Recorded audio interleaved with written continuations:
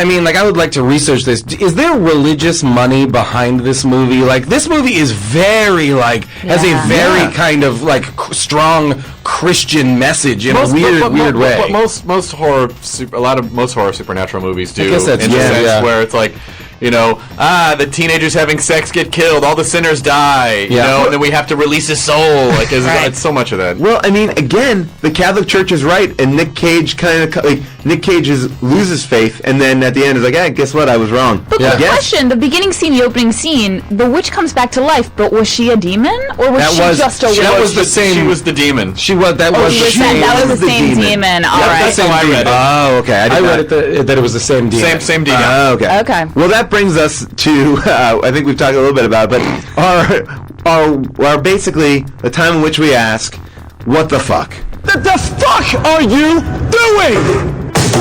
So this is the time where we just pick out our favorite movies, point in the movie that was so crazy that we talked about a lot already. But is there any moments? I gotta say, the point that was the most insane to me was at the very end when all of a sudden there was a narrator.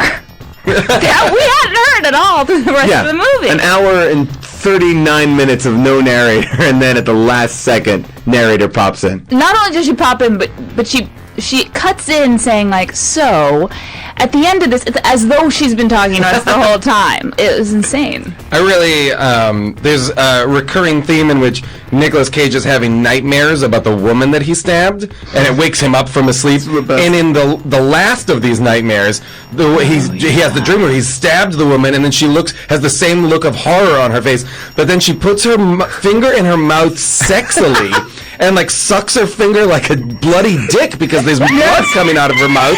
And I was like, what the fuck is this about? This is bananas. And that's what the demon... He's been alone for a while out there. To me, that was what the demon used to tempt him. Like, oh, well, get into your dream and make the woman that you killed suck her bloody dick finger. What is that kind of mental game? That I really was like, what the fuck is happening in this movie? This is absolute insanity.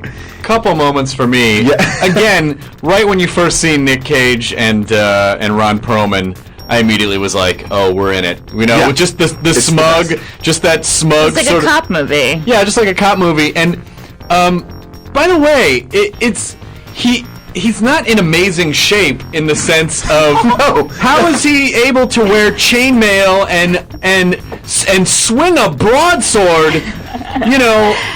He's lumbering around. Neither of them are in great shape. They're taking on armies of thousands. And they're apparently the best in the army, right? And they're really famous. Yeah. Somehow. Yeah. Everybody knows who they are. So famous that Nicolas Cage needs to hide his face as if there are pictures going around of these. There's no television back then. Like Nick Cage hides his face, but Ron Perlman doesn't hide his face at all. Ron Perlman's just out and about. Nick Cage loves the supernatural. He loves supernatural movies. Like, if you look at how many supernatural, he loves to take these weird supernatural films, and I think that's fine.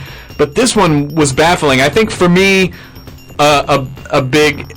I thought the twist was going to be, oh, the girl's not a witch at all. It's the priest. The priest is the one, because he was privy to the same information she was. I like this. And she kept saying, like, don't leave me alone with him. Yeah. I thought he was going to end up being the Black Witch, and I thought that would have been a pretty cool turn. But just the turn that she's not a witch at all. Like, they just throw the fucking premise right out the door. It's right out the door. The movie's called Season of the Witch. Should it be called Season of the Demon? Because that's really what's going on. There was no witch season at all. No, there was no witch season. Violated the very premise of the movie that they put forth. Well, anybody else feel like the stuff about, like, don't leave me alone with the priest was like an allegory for, like, pedophilia amongst priests? The worst Catholic Church. The cheapest way to do it, like, don't leave him alone with the priest. Oh, but then he's a hero at the end. Wait. So that was, Well, what about this? They expel the demon, right? They expel the demon. They say the magic prayer. Demon bursts into flames and gets sent up to heaven.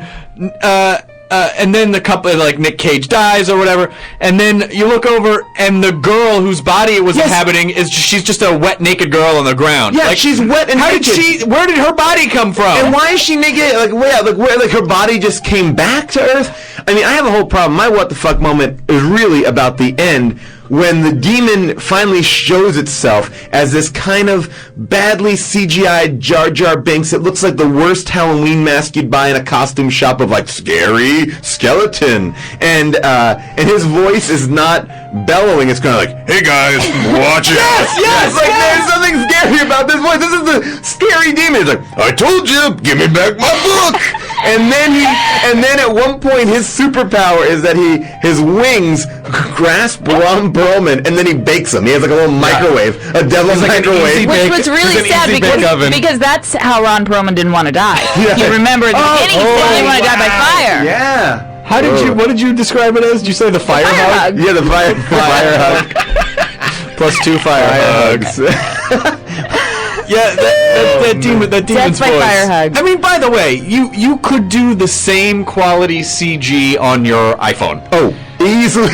Even better. They might as well have had like one of those like animated characters from those videos that are like, I want an iPhone 4. You know, like, what are those things called? Yeah, like those bunnies that in the yeah, those animated bunnies. Might as like those are more realistic to me. The effects though, it was kind of like, you ever see those like old stop motion animation walking? Yes. Like that's how it felt like. It was like the demon was walking as if they did it like with claymation on a stage. How bad were the CG monks walking on the ceiling? Like it was so. You and I, when you and June went to the bathroom, Jason and I were talking, and I was like, "Look, people, like this was a production. They had to do fight sequences. Sure. They were in a forest somewhere, probably in Romania. Sure. There was an Costume department was like, should we have chainmail? There was an animal wrangler. An animal wrangler. They had wolves. Like, and then was there a premiere for this movie? There's no way. I did actually do some research to find some clips, and there was a premiere, but I don't know where. I feel like it was in a foreign country. It did not look like it was in America, and the title of the movie was so small in the print on the background, like they walk by these walls with like movie posters, but it's so tiny. It looked like an eye exam poster. Like, I think that's a Season of the Witch. This is like, and I'm sure it's out there and it exists, but this is a stellar entry in the crazy Nick Cage hair canon. Oh my god! You know what I mean? Yeah. Like his hair, it's long and blonde, but it starts in the middle of his skull. His forehead is like 8 solid inches back. It is the craziest wig. Oh, it's there needs to be an examination of all his different hairs. The thing is, he really is a phenomenal actor when you put him in the right role. Yeah. And I think, I'm hesitant to say this because, I've been sort of grappling with my age lately, and like, it feels weird to be this far into my 30s, and I'm not comfortable with it. Right. So I'm sure that he's head tripping because he was, a leading guy for so long. But he's just so much better when he plays like a weird, maybe not, or Yeah, he's better being the normal put-upon guy. Ron Perlman was so much older. Right. He looked so much older and was so great. Who makes Nick Cage look like a leading guy? Exactly. Yeah. Oh man. Well, where does this rank on the Nick Cage thing? Like, I mean, is it better? I mean, it's not a good movie, but it's not as bad. Like Ghost Rider is amazing. Way better. This is way better, you're saying? No, Ghost Rider. Okay. Ghost Rider, because like this is kind of. He doesn't really freak out that much. He has that one moment where he's like, "I kill people for the love of the church." Like, he has one moment that is just like intense, but the rest he's kind of just subdued. He's really restrained. Yeah, he's not like a. Well, because guys, remember, they are fighting in God's army. Sure. Yeah, Jesus' command. Literally, as the monk says at the beginning, it's like there is in the beginning of the movie. There is a guy who literally rallies the troops to arms by telling them that God and Jesus Christ command them. That was the demon. No, it wasn't. Because remember, the demon was talking as that guy later on. They go, "How do you know that?" Oh, I think he just no, I don't think so. I think the demon just knows from like being in their heads or whatever. Oh, okay, all right. That would be crazy. See, my thought was that the demon possessed the guy who was yelling at them to kill people because the demon wants everyone to get killed. That's interesting. Wow. You just kind of blew my mind. There you go. Wow. There you go. Now I'm just realizing maybe the story that the girl was telling, she titled Season of the Witch. And that's why it had nothing to do with anything. It only would have gotten better if we were saying at the end of the movie, she's like, "And the plague went away and everyone got healthy." and then I wrote this movie. I would like to have seen her at a Barnes & Noble at the end, just signing it on a big parchment. Ooh, I also loved there's a moment, too, at the end of the movie where, like, everybody dies except the young, weird, like pretty boy. Yes. Yeah, of course he did, because he was, like, the I thought he was adorable... great. He was like Justin Long-esque, like a nice, attractive young man. Yeah, like the young guy in Tropic Thunder. I'm forgetting his name, but yeah. So there's Jay Baruchel? Jay Baruchel. Yes. Okay, yeah, so he gets away. He's the only one that survives with the wet naked girl. Yeah. I wish this movie was called Wet Naked Girl. And the wet naked girl has no memory, of anything. She She literally was wakes also up wet in with like embryonic fluid. And then Like, she was like, and flawless, by the way. Yeah. Not one scratch on her. No. But Gorgeous drop. unless you think in this description that you see this woman naked, listeners, you do not. So No. don't go to the movie Yeah, being like, oh, maybe that I'm is- going to that's see not some gonna happen. boobies. And by the way, I want to just hit this one more time. The woman, that hot naked girl, literally, her body is ripped apart by this demon. Literally ripped apart by this demon in a bout of flames. Yes. And then the demon, from what we can see, goes to heaven, and then the body is on the floor. So somehow the body, I don't understand the body mechanics, because the body was ripped in half. Yeah. At a certain point. They get away. What's crazy is the wet naked girl and the young handsome guy get away, and then he makes a big dramatic gesture to like move his coat, and we see he has the holy book. Yes. God. Which I can only assume is like, so for the next movie, get ready. This guy still has the holy book. And he's got Season of the Witch 2. Another 30-minute prayer. Can I tell you that one of the things that was so hilarious to me was the scene where they were fighting the wolves in the forest, and you just saw, because I can picture the actor with basically like a sword with a stuffed wolf on it, and they just keep falling back with these wolves impaled on their broadswords, and you just see these paws flailing. It was so bad, because they clearly didn't have the budget to watch, so you could actually see the wolves jump onto the sword to get impaled. So you just saw the moment after when these so giant true. stuffed animals were already on the broadswords and falling backwards. Honest question, why did she, when they were going across the bridge, why did she save the young guy?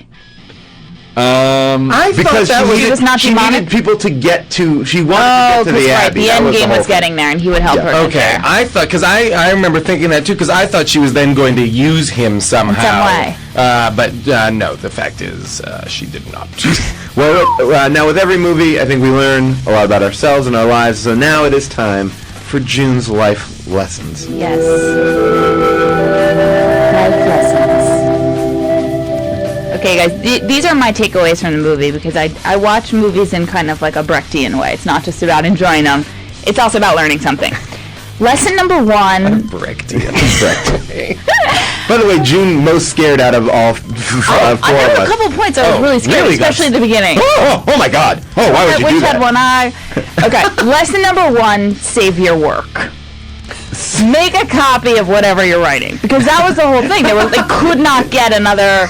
That demon was Alt-Save. yeah. Control Alt Save. I think it was actually might have been a big viral campaign for Buffalo hard drives. Yes, Say- it was a roundabout way to get to that. Up the prayer, no black plague. Okay, lesson Save your number work. 2. Relatively, witches aren't so bad. Just in this here next. Okay. Lesson number 3. Should an infectious disease break out, carry around an eyes wide shut mask, just in case. Yeah, That was weird. All the surgeons That's not- were wearing these like eyes wide shut like goggles and big Protect them nose from leather getting it, but then beaks. why weren't they wearing it? But then what? Nick Cage was touching people with the plague. By the way, Worries. open wounds, clasping plague-ridden hands. Everybody had no problem touching people with the plague.